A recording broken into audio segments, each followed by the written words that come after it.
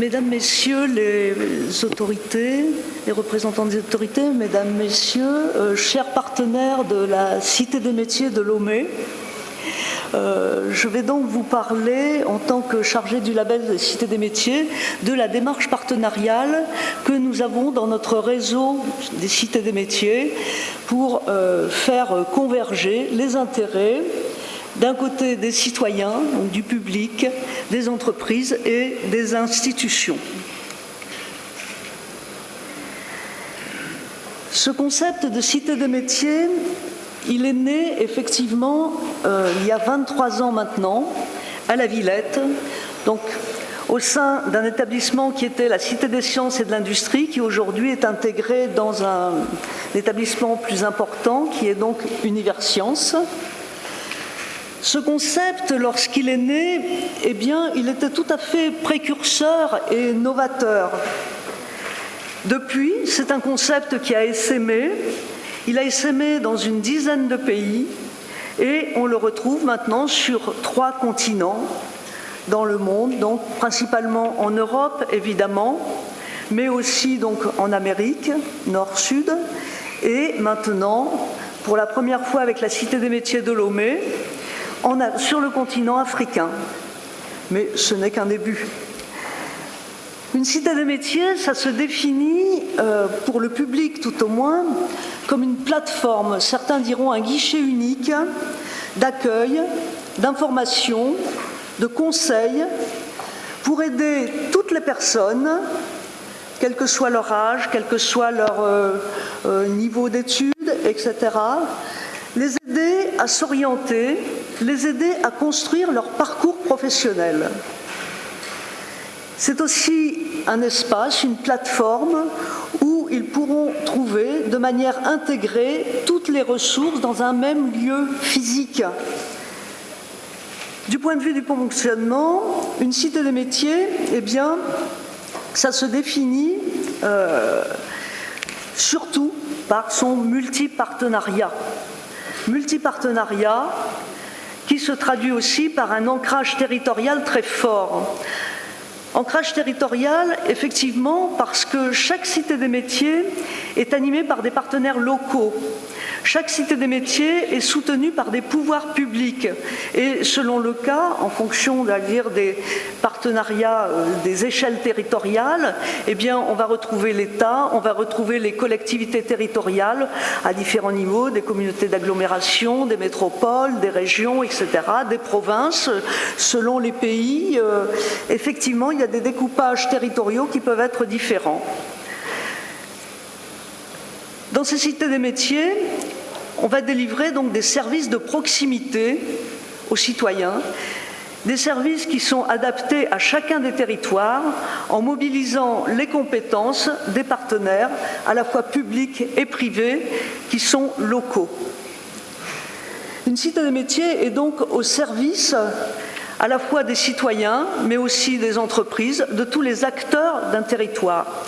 C'est elle qui va permettre de faire travailler ensemble des acteurs qui peuvent avoir des intérêts différents, divergents. Donc chaque territoire ayant ses réalités propres, bien sûr, les partenariats et les actions qui se construisent de façon concertée au niveau local.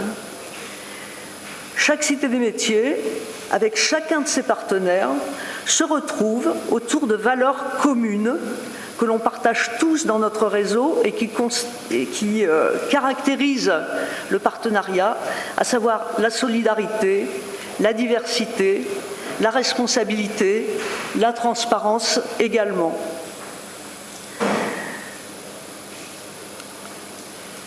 Donc, après cette présentation un peu rapide du concept en introduction, j'aimerais maintenant vous faire rentrer un petit peu dans ce qu'est le concret d'une cité des métiers. Une cité des métiers, c'est d'abord un espace pour l'orientation des personnes. C'est-à-dire que toute personne qui y vient pourra élargir les possibilités de choix, pourra découvrir des opportunités en rencontrant des professionnels de différents secteurs d'activité et en se documentant de façon concrète auprès d'eux sur les métiers. C'est aussi un lieu où elles pourront rencontrer des conseillers, des experts qui sont capables d'interagir avec eux, donc sur ce qu'ils sont en tant que personnes dans leur globalité, avec toute la complexité de leur statut, puisque évidemment on peut avoir des statuts multiples, on peut avoir des opportunités d'emploi très différentes, on peut avoir des opportunités d'insertion. Voilà, l'idée c'est que dans une cité des métiers, on va pouvoir préparer son avenir professionnel en rencontrant ces experts, à la fois sur sa situation dans l'urgence d'aujourd'hui, qu'est-ce qu'on a comme problème à résoudre aujourd'hui dans l'urgence, mais aussi en se projetant dans l'avenir et en essayant de voir ce que demain, ce que dans 10 ans, on voudrait faire. Enfin, dans une cité des métiers, on est là aussi pour avoir de l'aide, pour effectuer une recherche en accédant à des outils qui peuvent être de la documentation classique, de la documentation papier comme on avait avant, mais aussi des outils multimédia qui peuvent être dédiés à différents objectifs, donc passer des tests pour connaître ses intérêts, aller sur des sites web, visionner des vidéos sur les métiers, etc. Et là, on peut obtenir une aide. L'idée étant que les usagers d'une cité des métiers, on voudrait qu'ils soient autonomes, mais on sait bien que tout le monde n'est pas autonome. Donc, il faut les accompagner et les aider à acquérir cette autonomie. Enfin, la dernière mission d'une cité des métiers, pour l'usager tout au moins, c'est aussi de rompre l'isolement. Puisqu'on sait qu'aujourd'hui, avec Internet, on a des millions d'amis sur les réseaux sociaux, mais on est quand même souvent seul en face d'une machine. Et c'est important de pouvoir communiquer avec des humains, de pouvoir se confronter avec eux. Et donc, dans une cité des métiers, les personnes pourront rencontrer d'autres personnes physiques, d'autres humains, qui partagent les mêmes problèmes, avec lesquels ils vont pouvoir discuter, ils vont pouvoir échanger. Ils vont pouvoir donc s'inscrire à des activités ponctuelles comme des ateliers, mais ils vont pouvoir aussi s'inscrire à des activités qui se déroulent davantage dans la durée, comme des clubs, où périodiquement les mêmes personnes, partageant les mêmes problématiques, peuvent se retrouver tous les mois pour échanger sur leurs avancées dans la résolution de leurs problèmes. Alors pour les partenaires d'une cité des métiers, eh bien c'est un défi important pour répondre à toutes ces finalités que je viens de vous exposer. En effet, les partenaires vont devoir développer donc une offre de services complémentaires avec d'un côté donc des entretiens avec les professionnels qui vont être rassemblés par pôle de conseil suivant les thématiques qui correspondent à des préoccupations concrètes des personnes. Je vous les montrerai tout à l'heure. C'est aussi des services de documentation en libre accès, en libre service, où les personnes devront trouver de l'information sur l'emploi, sur les formations, sur les métiers, sur la création d'activités, etc. C'est aussi organiser un espace de ressources informatiques, un espace multimédia, en mutualisant donc différentes ressources. Et enfin, la co-organisation de services collectifs. Dans une cité des métiers, on va trouver donc des ateliers dont je vous parlais tout à l'heure, des clubs, mais aussi des grandes journées d'information, des forums pour l'emploi et la formation, par exemple des rencontres qui vont être organisées par les partenaires de la cité des métiers, mais aussi très souvent coproduits avec des institutions, des organismes qui ne sont pas encore partenaires de la cité des métiers, qui sont des partenaires extérieurs. Donc, se centrer sur les préoccupations concrètes des usagers, eh bien, c'est mettre à leur disposition des pôles de conseil dans lesquels ils vont pouvoir se retrouver. Les gens ne viennent pas pour aller à l'ANPE, ne viennent pas pour aller au CNIOPS, ne viennent pas pour aller à la boutique de gestion, mais les gens viennent parce qu'ils ont besoin de choisir une orientation, ils ont besoin de trouver une formation, ils veulent changer leur vie professionnelle, ils veulent trouver un emploi, ils veulent créer leur propre affaire. Eh bien, la cité des métiers va être organisée en fonction de ces problématiques des usagers. Et ces pôles de conseil, ici ceux que je viens de vous citer sont ceux de Paris, ils doivent couvrir toute la thématique de la vie professionnelle. Dans d'autres endroits, les pôles de conseil sont moins nombreux, il ne peut y en avoir que 3, c'est un minimum. Dans d'autres endroits, ils sont beaucoup plus nombreux, il peut y en avoir 7. Là, vous voyez l'exemple avec les photos que j'ai mis là d'une des dernières cités des métiers qui a ouvert, qui est celle du Val-de-Marne, à Choisy-le-Roi, donc qui est portée par une collectivité territoriale qui était donc au niveau du département.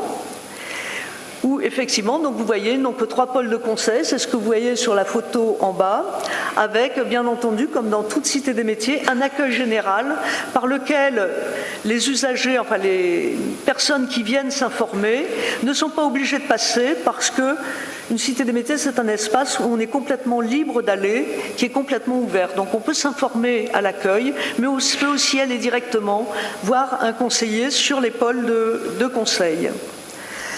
Donc, vous voyez bien que pour faire une cité des métiers, il faut mobiliser les partenaires. Et mobiliser des partenaires de différents types, des partenaires de conseil, des partenaires documentaires, des partenaires qui vont se concentrer sur les événements, des partenaires financiers aussi, bien entendu.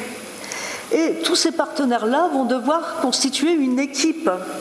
Il ne s'agit pas, ils ne sont pas là côte à côte les uns à côté des autres. Même quand ils sont sur les pôles de conseil, ils doivent travailler ensemble. Donc, comment on fait un partenariat dans une cité des métiers ?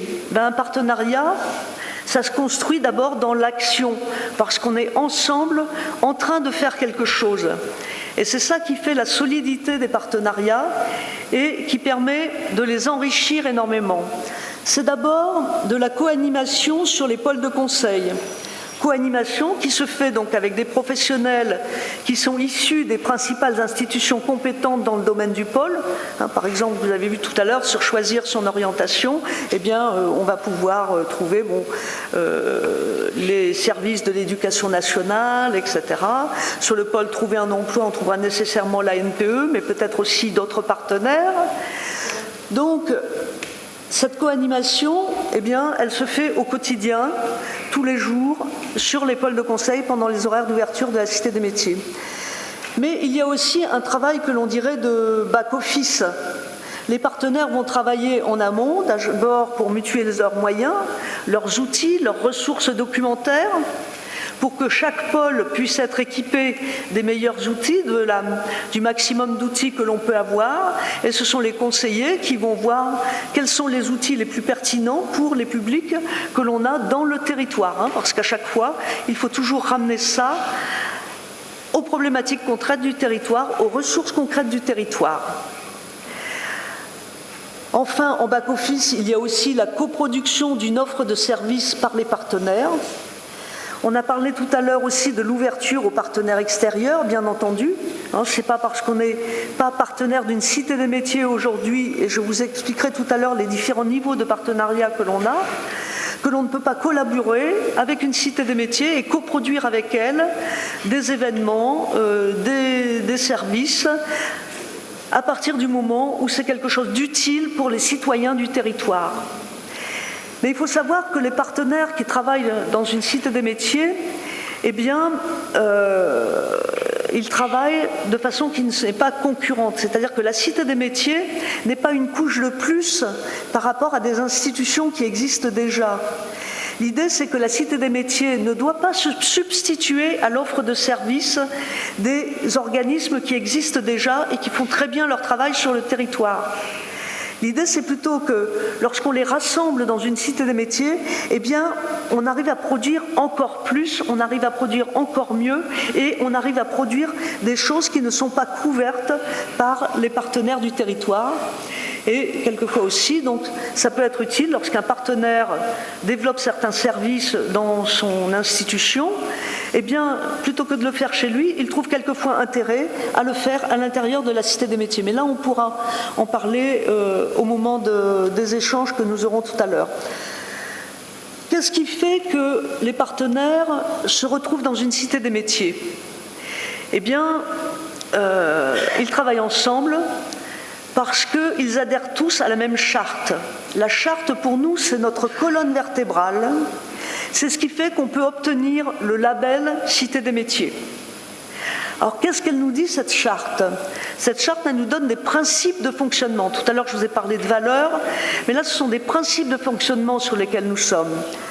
À savoir qu'une cité des métiers doit être un espace centré sur les besoins des usagers.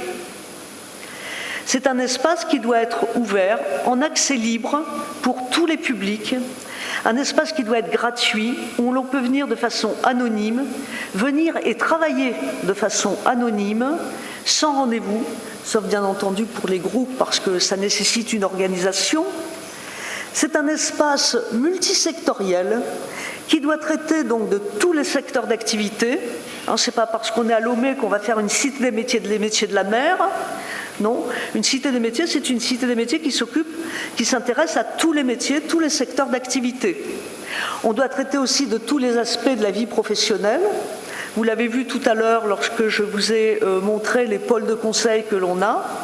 Ça peut être aussi bien le problème du financement d'une formation que le problème de chercher un métier, de chercher quelles études on va faire, de chercher pour trouver un travail, créer sa propre entreprise. Tous les problèmes que l'on peut rencontrer dans la vie professionnelle doivent être traités dans une cité des métiers. Et pour faire ça, l'obligation, c'est de marcher sur ses deux jambes. Marcher sur ses deux jambes, ça veut dire d'avoir un multipartenariat avec des structures publiques et des structures privées. C'est aussi dans les modalités de fonctionnement de pouvoir offrir à l'usager, à la personne qui vient là, toutes les possibilités de s'informer avec, j'allais dire, les moyens qui lui sont les plus commodes. Certaines personnes iront naturellement vers de la documentation papier, d'autres personnes préféreront aller sur des ordinateurs, d'autres personnes préféreront parler avec des humains, ou alors se retrouver dans un atelier à plusieurs. Il faut que chaque cité des métiers puisse produire donc des modalités de consultation et d'accès à l'information et au conseil qui soient multiples. Donc, vous l'avez bien compris, tout ça, cette charte, c'est ce qui nous permet de fédérer des partenaires. Fédérer des partenaires donc, qui s'engagent sur ces principes-là. Alors, dans une cité des métiers, on va réunir les principaux organismes publics et les principaux acteurs du territoire concernés par l'orientation. Ça, c'est le minima. L'éducation nationale, les services de l'emploi, les acteurs économiques, les partenaires sociaux, aussi les collectivités territoriales à l'échelle du territoire en question.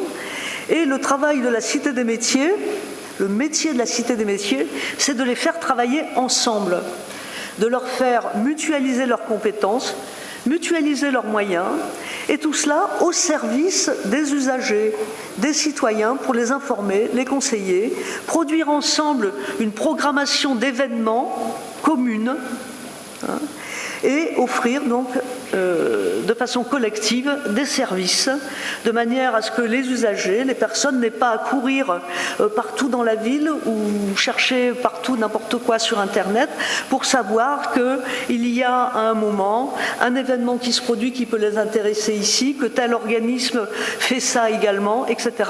Il faut avoir un lieu unique où on sait que lorsqu'on y va, on va trouver nécessairement l'information, on va trouver le bon partenaire, on va repartir avec quelque chose, on aura avancé d'une case dans la préparation de son parcours professionnel. Pour faire ça, eh bien, vous le savez, c'est compliqué. C'est compliqué et pour nous, Cité des métiers, ce qui nous paraît très important, c'est de rassembler tous ces partenaires dans une structure de gouvernance qui soit neutre et indépendante, de manière à ce que chaque partenaire, qu'il soit petit ou qu'il soit grand, eh bien, se retrouve à égalité à l'intérieur de la Cité des métiers. Il n'y en a pas un. C'est pas parce qu'il y en a un qui a été porteur de projet, et je vais prendre un exemple aujourd'hui puisque nous sommes au Togo, ce n'est pas parce que la NPE du Togo a porté le projet de Cité des métiers depuis 2 ans maintenant, que c'est elle qui va décider des activités ou de ce que va faire la Cité des métiers. Non, c'est l'ensemble des partenaires qui se sont engagés à ses côtés, qui vont être rassemblés dans une structure de gouvernance qui va être indépendante de la hiérarchie de la NPE. Donc, pour vous donner, et en terminer peut-être là parce que j'étais un peu longue, une idée des partenaires que l'on peut retrouver à la Villette, eh bien vous le voyez, ces partenaires, ils sont dans deux cercles concentriques. Vous allez trouver donc à l'intérieur un premier cercle de partenaires où l'on retrouve le plus gros, là c'est Universcience, puisqu'on a 11 postes à temps plein de personnel qui est affecté à la Cité des métiers. Il y a Pôle emploi, 6 postes et demi, l'Académie de Créteil, le Greta, donc c'est une structure également de formation continue de l'éducation nationale, le CIO, c'est le Centre d'information d'orientation, le Centre Info, donc c'est une structure qui normalement ne reçoit pas de public, mais qui fait de l'information sur la formation. Mais en même temps, donc, ils ont été très intéressés à venir comme conseillers dans une cité des métiers parce que ça leur permettait justement de rencontrer le public et de voir comment ils vont pouvoir développer eux-mêmes dans leur propre structure une offre de services intéressante et en prise avec la réalité des territoires et des problématiques des personnes d'aujourd'hui. Bon, je ne vais pas vous les citer tous, enfin il faut savoir, bon là-haut, effectivement peut-être pour citer un autre type de partenaire, donc c'est la boutique de gestion de Paris, donc qui s'occupe de création d'activités, c'est le GRDR, donc qui est une association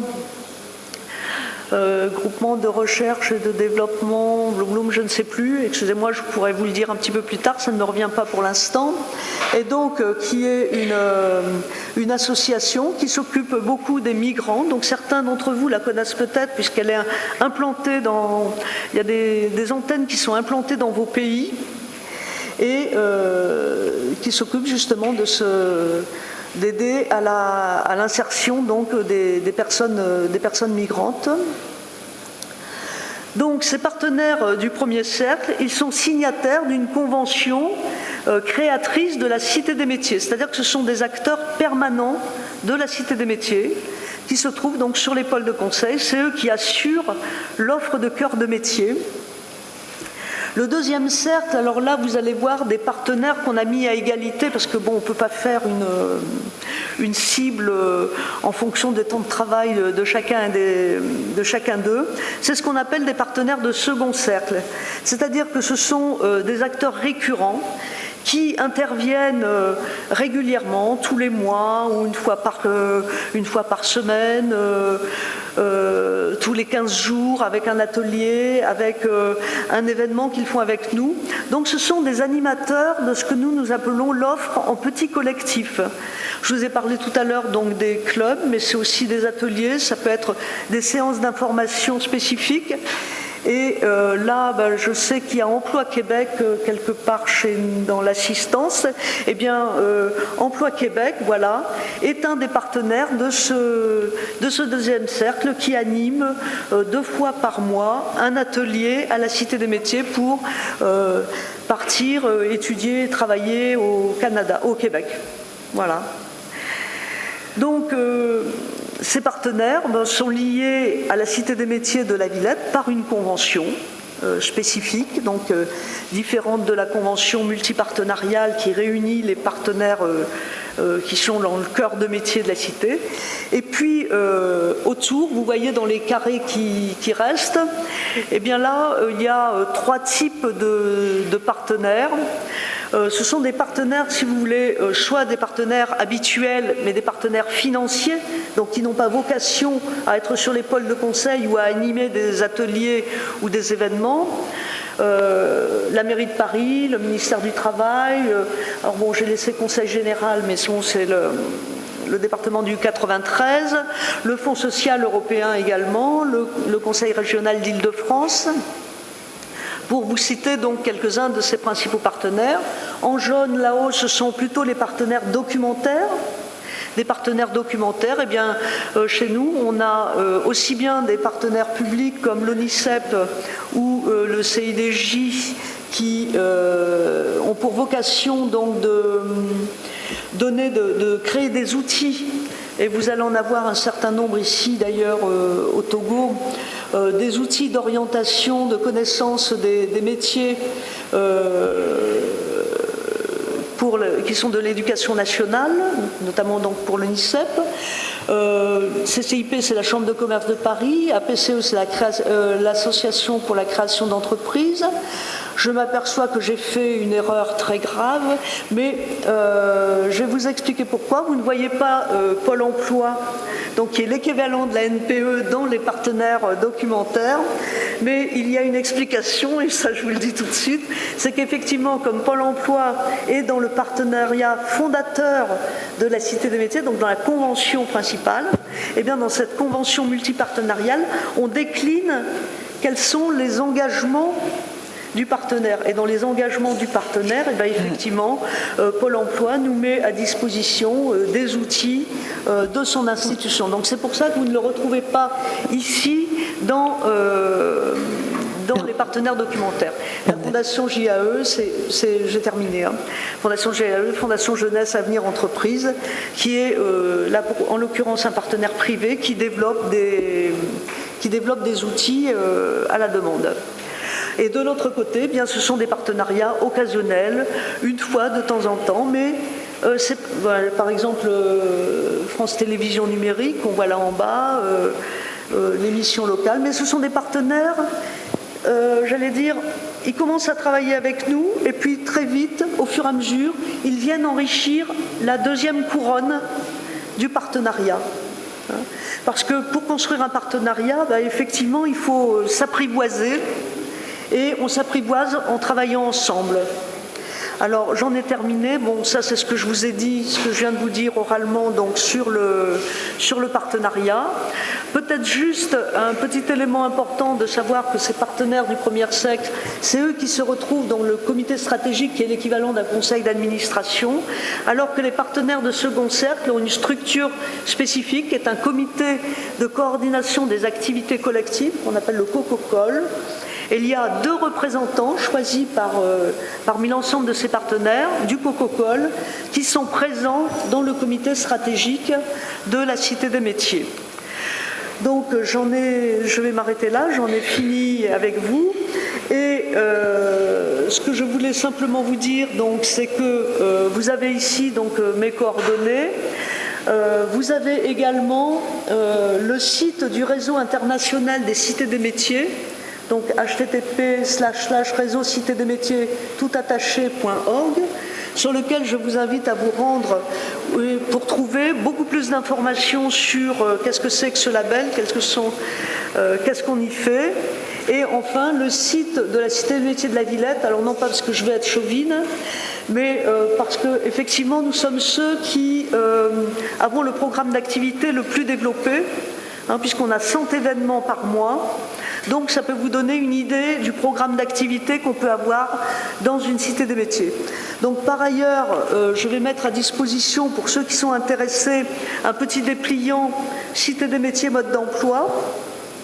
Donc je vais mettre à disposition là. Et puis pour ceux qui sont plus intéressés, qui ont envie de faire une cité des métiers, j'ai aussi avec moi le guide de labellisation des cités des métiers. Mais si par hasard vous n'aviez pas pu avoir ce guide, sachez que sur le site internet du réseau, vous pourrez télécharger le guide du porteur de projet de Cité des métiers. Merci beaucoup. Merci.